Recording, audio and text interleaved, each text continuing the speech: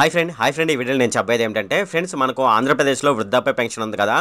So ఈ వృద్ధాప్య pension నేమ్ని change చేయడం జరిగింది. అంతేకాకుండా ఈ వృద్ధాప్య పెన్షన్కి సంబంధించి లిస్ట్ కూడా విడుదల చేయడం జరిగిందనమాట. ఇప్పుడు మనం ఏ నేమ్ అయితే చేంజ్ చేశారో అలాగే ఈ వృద్ధాప్య పెన్షన్కి సంబంధించి లిస్ట్ కూడా మనం ఈ వీడియోలో డిస్కస్ చేద్దాము. ఈ వీడియోలోకి వెళ్ళే ముందు నాదొక రిక్వెస్ట్ ఫ్రెండ్, అదేంటంటే ఈ వీడియో కనుక మీకు నచ్చినట్లయితే ఇక్కడ క్రింద ఉన్న రెడ్ కలర్ సబ్స్క్రైబ్ బటన్ మీద అయితే ప్రెస్ చేయండి.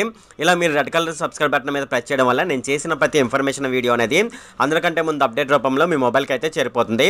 ఇప్పుడు మనం వీడియోలోకి అయితే వెళ్ళిపోదాం. సో ఇక్కడ చూడండి, ఇక్కడ ఓల్డ్ ఏజ్ పెన్షన్ అని ఉంది ఫస్ట్ది.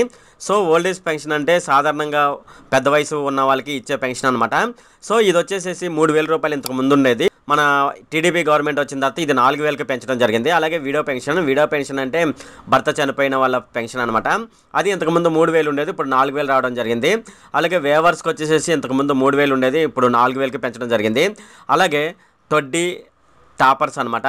సో వీళ్ళకి ఇంతకుముందు 3,000 ఉండేది, ఇప్పుడు సాధారణంగా 4,000గా పెంచడం జరిగింది. అలాగే ఫిషర్మెన్కి, సింగిల్ ఉమెన్కి, అలాగే ట్రెడిషనల్ కోబ్లర్కి, అలాగే ట్రాన్స్జెండర్కి, అలాగే హెచ్ఐవి సోకిన వాళ్ళకి, అలాగే డప్పు ఆర్టిస్టులకి, పెన్షన్స్ టు ఆర్టిస్టులకి మొత్తం వచ్చేసేసి 3,000 ఉండేది ఇంతకుముందు, ఇప్పుడు 4,000కు పెంచడం జరిగిందనమాట. దాని తర్వాత సెకండ్ మనం చూసుకున్నట్లయితే enhancement of disabled pension from 3,000 to 6,000 అని ఇవ్వడం జరిగింది. ఇక్కడ మనం చూసుకున్నట్లయితే డిజబుల్డ్ పెన్షన్ ఇంతకుముందు 3,000 ఉండేదన్నమాట. అంటే ఏదైనా కాలు బాగోపోయినా, కన్ను బాగోపోయినా, ఏదైనా పిహెచ్ క్యాండిడేట్స్ ఎవరైనా ఉన్నారనుకోండి, వాళ్ళకి పెన్షన్ 3,000 ఉండేది. అది ఇప్పుడు ఈ 3,000ని 6,000గా పెంచడం జరిగిందనమాట. అలాగే మల్టీ డిఫార్మిటీ లెప్రసీ అనమాట, వీళ్ళకి ఇంతకుముందు 3,000 ఇచ్చేవాళ్ళు, ఇప్పుడు 6,000 ఇవ్వడం జరుగుతుంది.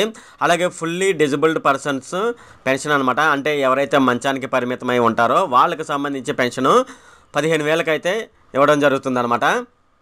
అలాగే పెరాలసిస్ ఉన్న వాళ్ళకి ఇంతకుముందు 5,000 ఇచ్చేవాళ్ళు అనమాట, ఇప్పుడు 15,000 ఇవ్వడం జరుగుతుంది అనమాట. అలాగే మనకి ఏదైనా ప్రాబ్లం ఉండి, అంటే మనకి ఎముకలకు సంబంధించి లేదా నరాలకు సంబంధించి ఏదైనా సమస్యలు వచ్చి మనం ఉన్నామనుకోండి, ఇంతకుముందు 5,000 ఇచ్చేవాళ్ళు, ఇప్పుడు దాన్ని 15,000కి పెంచడం జరుగుతుంది అనమాట.